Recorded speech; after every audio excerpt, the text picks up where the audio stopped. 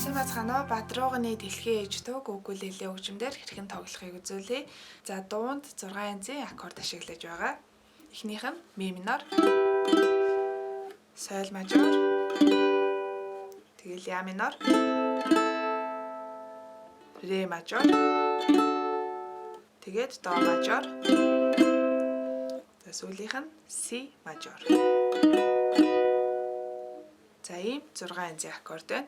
Ашиглах цохилтын хувьд гэх юм бол доошо, доошо, доошо, дээшээ, дээшээ, дээшээ, доошо, доошо, дээшээ. За тэгээд тоонд үзүүлэх юм бол 1 и 2 и 3 и 4 и 1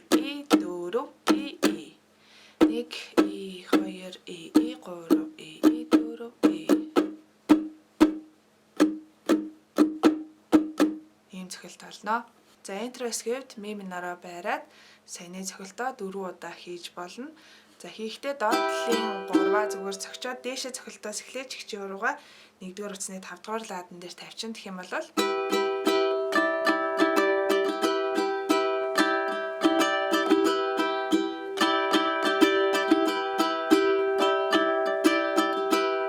ийм болно.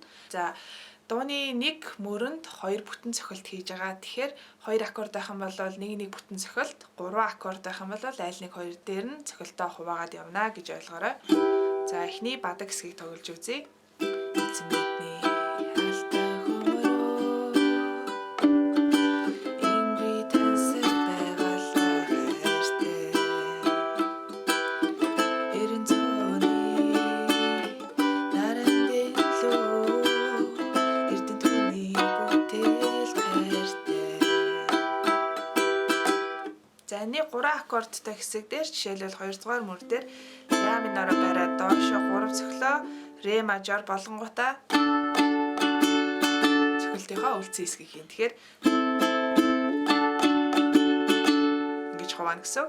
3 дугаар мөрөнд 4 аккорд байна. Тэгэхээр эхний 2 сүүлийн 2 дээр цохилтоо хуваана. Бас яг уртлын хэсэг нь адилхан. Тэгчээд соль мажор байлаа. Доошо 3 цохилоо, ми минор байлаа. Ингэж хуваахна.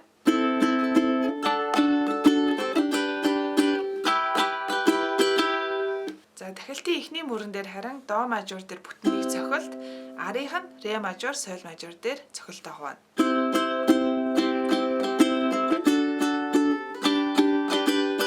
За тэгээд 2 дахь 3 дахь мөр нь бол бадгийн хэсэгтэй адилхан юм байна. За дуутай явж үзцгээе.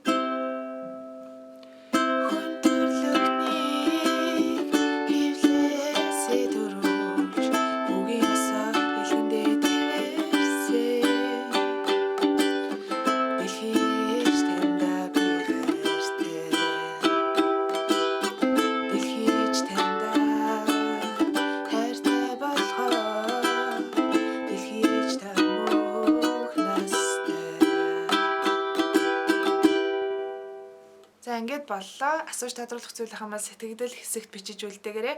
Бас subscribe дарж бидний ажлыг дэмжихээ мартваа. Баярлалаа, баяртай.